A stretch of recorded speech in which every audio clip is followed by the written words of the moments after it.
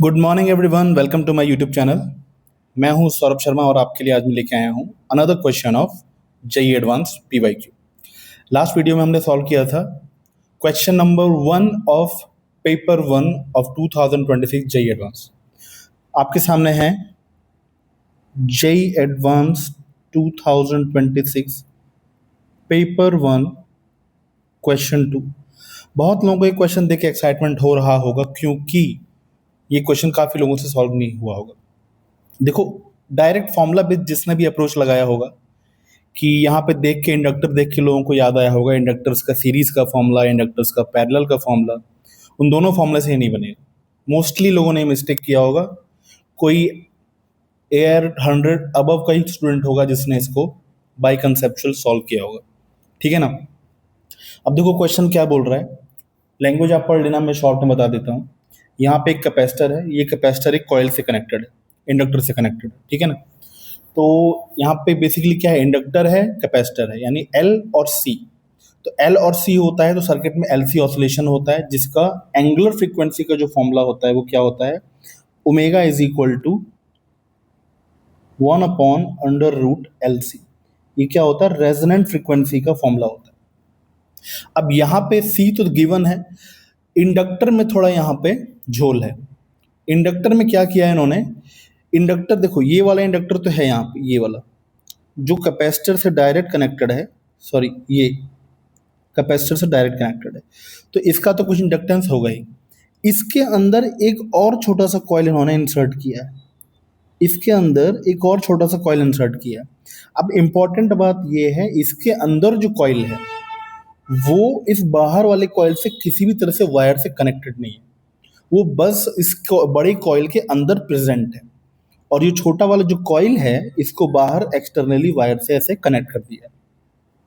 तो देखो यहाँ पे दोनों ही इंडक्टर्स के हमको डायमेंशंस दे रखे हैं कि भाई लेंथ कितना है इंडक्टर का, एरिया कितना है, नंबर ऑफ टर्न्स कितना है। तो इन सब से हम क्या निकाल सकते हैं, सेल्फ इंडक्टेंस एल निकाल सकते हैं। और याद रखो, दो कॉइल्स जब पास में रखे होते हैं तो उन दोनों का म्यूचुअल इंडक्टेंस भी होता है। तो यहाँ पे सोल्यूशन में स्टार्ट करने से पहले ही बता दे रहा हूँ, आपको इन दोनों का इंडक्टेंस का जरूरत पड़ेगा और आपको इन दोनों का म्यूचुअल इंडक्टेंस का भी जरूरत पड़ेगा। तो सबसे पहले हम बेटा निकालते हैं इंडक्टेंस किसका, बड़े वाले कॉइल का।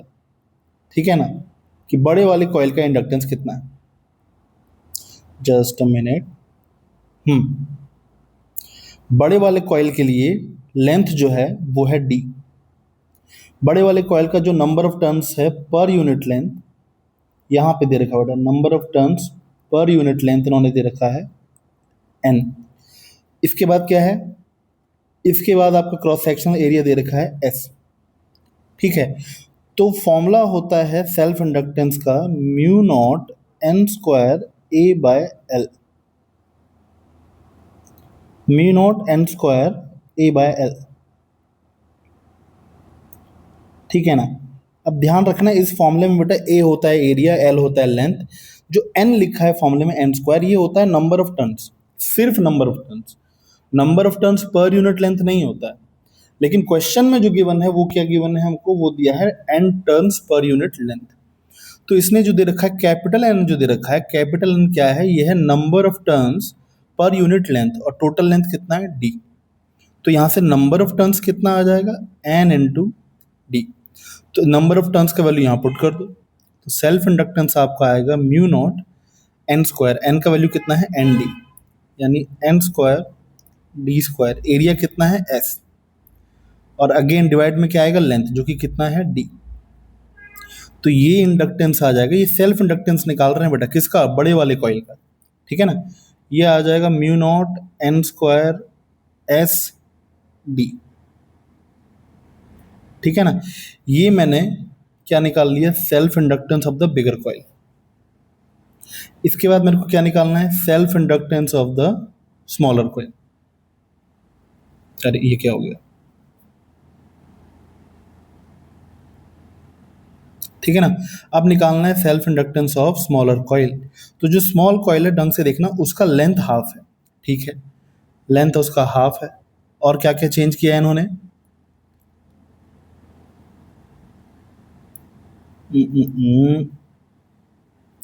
लेंथ बेटा इसका हाफ है, d/2। और क्या चेंज किया है इसका, इसका एरिया जो गिवन है वो s/2 है। ठीक है, एरिया भी हाफ कर दिया। नंबर ऑफ टर्न्स को इन्होंने 2n कर दिया है। ठीक है, नंबर ऑफ टर्न्स 2n हो गया। अगेन ये नंबर ऑफ टर्न्स क्या है, पर यूनिट लेंथ। ढंग से देखो, number of turns per unit length. तो हमको पर यूनिट लेंथ दे रखा है, तो ये क्या है, नंबर ऑफ टर्न्स मान लो इसके हैं, इसको बोल दो n2 divide by length. Length कितना है इसका, d/2। तो यहां से n2 का वैल्यू कितना आ जाएगा,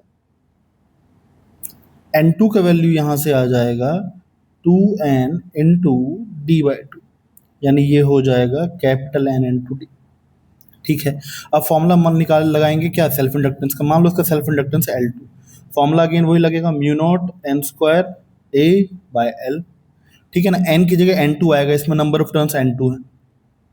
म्यू नॉट, ढंग से देखना, n2 का स्क्वायर कितना हो जाएगा, n square d square. Area कितना है इसका, s/2।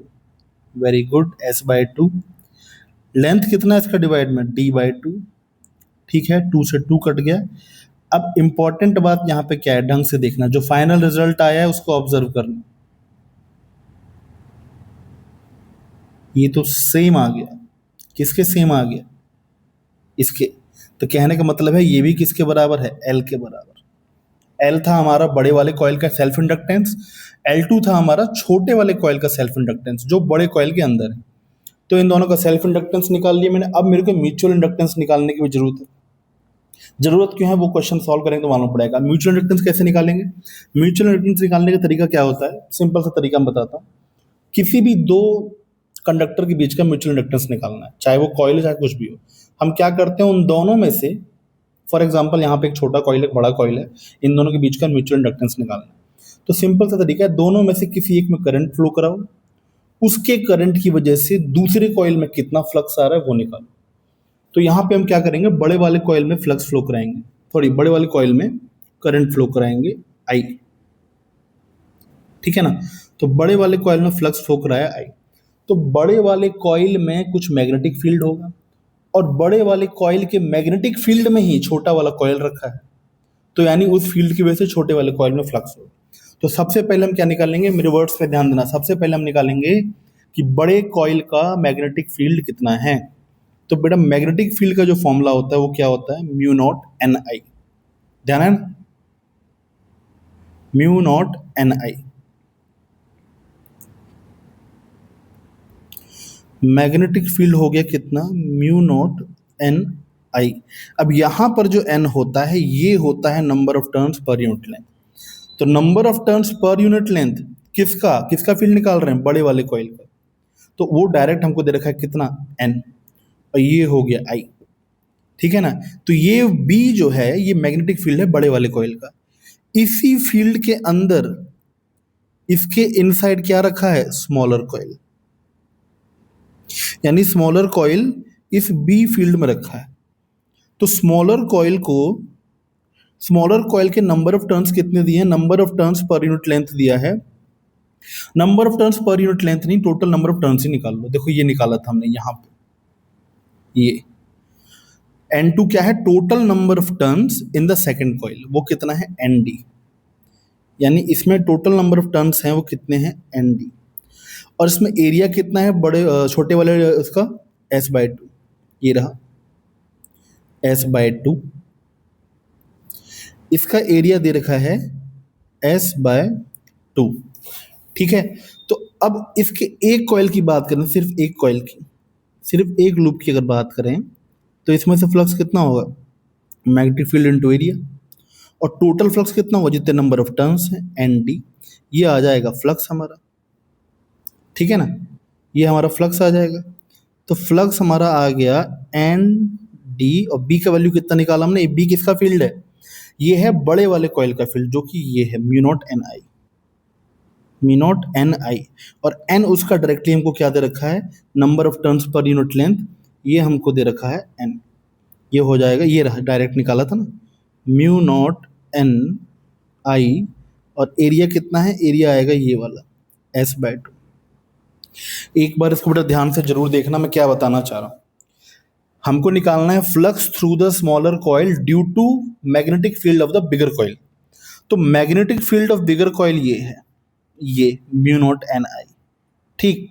और स्मॉलर कॉइल में इसका एक लूप का एरिया है S/2, तो ये फ्लक्स हो गया ये बी ए, और जैसे इतने नंबर ऑफ टर्न्स उससे मल्टीप्लाई कर देंगे, तो ये आ गया हमारा फ्लक्स। फ्लक्स को हम क्या लिख देते हैं, अगर म्यूचुअल इंडक्टेंस निकालना है याद रखना, तो फ्लक्स को हम लिख देते हैं M इंटू आई।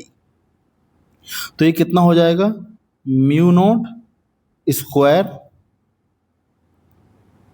कुछ मिस्टेक किया है कि यहाँ पे, एक सेकेंड, म्यू नॉट एन आई S/2, ये म्यू नॉट फालतू का लिख दिया, ये वाला बेटा, ये फालतू को लिख दिया हमने, ठीक है ना। ये हो जाएगा mu naught N square SD/2, यही होना चाहिए ना, एक बार चेक करना, mu naught N square SDI/2, आई से आई कट जाएगा, तो हमारा म्यूचुअल इंडक्टेंस कितना आ गया, mu naught N square SD/2। अब अगेन इसको कंपेयर करो किससे, जो हमने दोनों का सेल्फ इंडक्टेंस निकाला था। ये देखो बड़े वाले कॉइल का सेल्फ इंडक्टेंस था mu naught N square SD, इसका एग्जैक्टली हाफ आया क्या, म्यूचुअल इंडक्टेंस, तो इसको हम बोल देंगे L/2। क्लियर यहां तक, इसको हम क्या बोल देंगे, L/2। बने रहना बेटा मेरे साथ।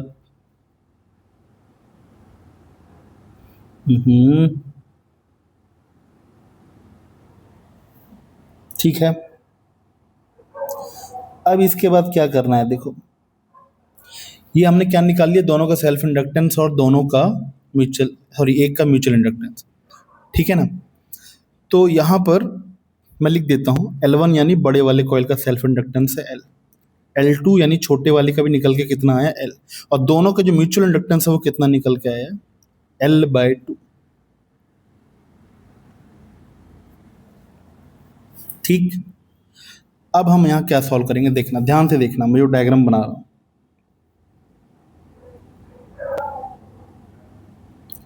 ये है बेटा कैपेसिटर आपका, ठीक है ना। इससे मान लो आई करंट जा रहा है, तो यही आई करंट बड़े वाले कॉइल में जा रहा होगा,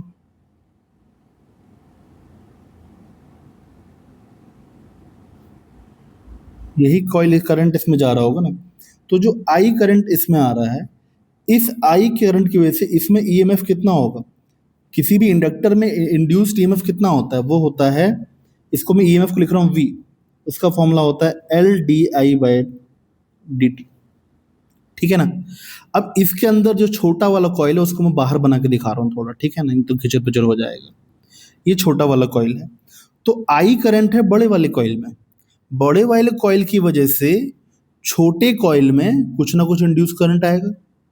दोबारा समझो, बड़े वाले कॉइल में आई करंट है, तो उसकी वजह से कुछ फ्लक्स लिंक होगा छोटे कॉइल से, तो छोटे कॉइल में भी फ्लक्स चेंज होगा, तो छोटे कॉइल में भी करंट इंड्यूस होगा, और छोटे कॉइल में मान लो करंट आ गया I2, तो इसकी वजह से भी ईएमएफ इसमें आएगा, क्यों, क्योंकि इन दोनों के बीच में म्यूचुअल इंडक्टेंस। तो यानी कि समझना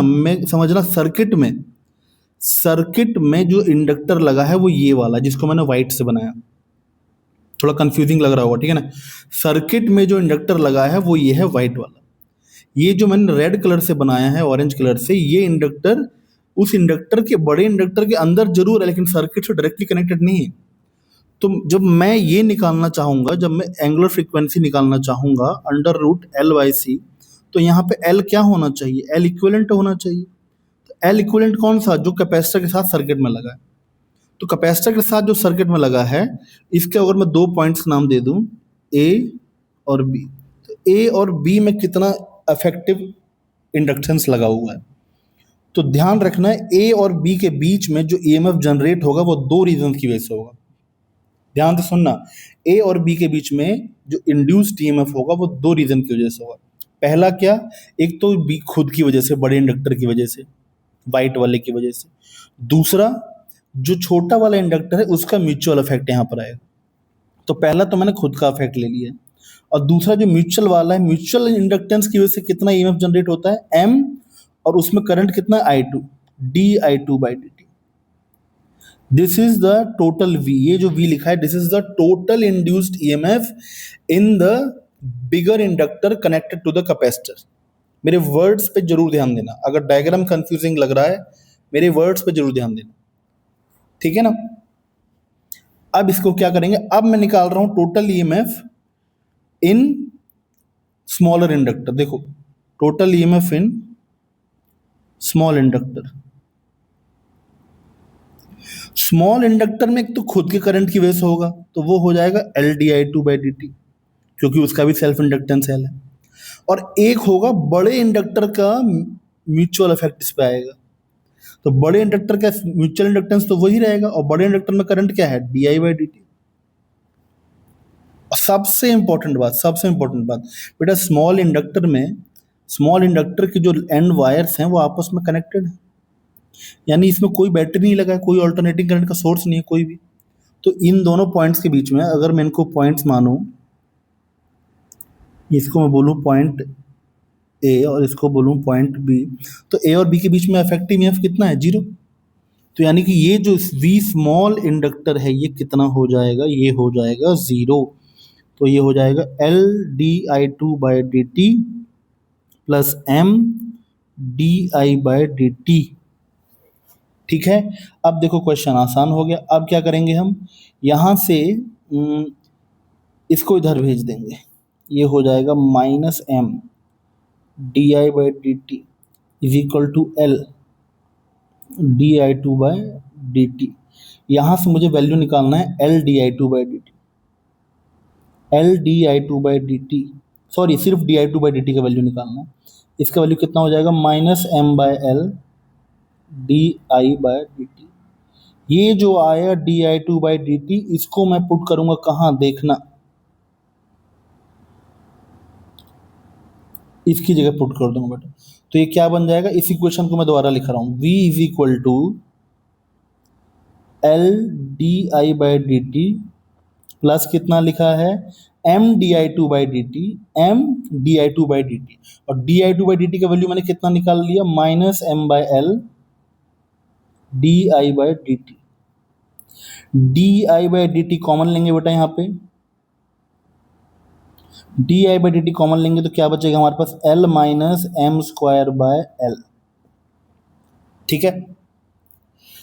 इसका जरा वैल्यू निकालो बेटा, m का वैल्यू हमने कहीं निकाला था शायद, m का वैल्यू कितना है L/2, ठीक है। m का वैल्यू L/2 पुट करो तो ये हो जाएगा L²/4 डिवाइड बाय L, ये हो जाएगा di/dt। कितना हो जाएगा, ये L से L कट जाएगा, L - L/4, ये हो जाएगा 3L/4 di/dt। ये किसका ईएमएफ निकल के आया बेटा, ध्यान रखना, ये V हम अब तक किसको बोल रहे थे, ऊपर देखते जाओ, V हम किसको बोल रहे थे, EMF induced in the bigger coil, in the bigger coil, यानी जो सर्किट में लगा है। तो सर्किट में जो लगा है वो इस इक्वेशन को फॉलो करेगा ना, V is equal to L equivalent di/dt, क्योंकि di/dt क्या है, सर्किट का करंट है। तो यहां से कंपेयर करोगे तो L इक्वलेंट कितना आ गया, L इक्वलेंट आ गया 3L/4। तो इससे ओमेगा कितना आ जाएगा बेटा, ओमेगा का फॉर्मूला हो जाएगा 1/√L इक्वलेंट C। तो L इक्वलेंट आपका आ गया 3L/4 इंटू C, तो ये क्या हो जाएगा √4/3LC। देखो ऐसा कोई ऑप्शन है क्या, √4/3LC, C ऑप्शन हो जाएगा बेटा। अगर आप ढंग से देखो, कहाँ गया, ढंग से देखो तो 4 का रूट क्या आ जाएगा, 4 का रूट आ जाएगा बेटा 2, और ये हो जाएगा √3LC, ठीक है ना। ये हो जाएगा ऑप्शन सी। एक बार जरूर बेटा चेक कर लें सोल्यूशन को अच्छे से, ठीक है ना। ये सॉल्यूशंस अभी शायद गूगल पे शायद कहीं नहीं आए होंगे, और आगे होंगे तो अच्छी बात है। तो ठीक है ना, एक बार इसको अच्छे से समझें, जो नहीं समझ में आता है उसको प्लीज़ कमेंट्स में मेंशन करें, ठीक है ना। तब तक के लिए bye, I will come up with the next video.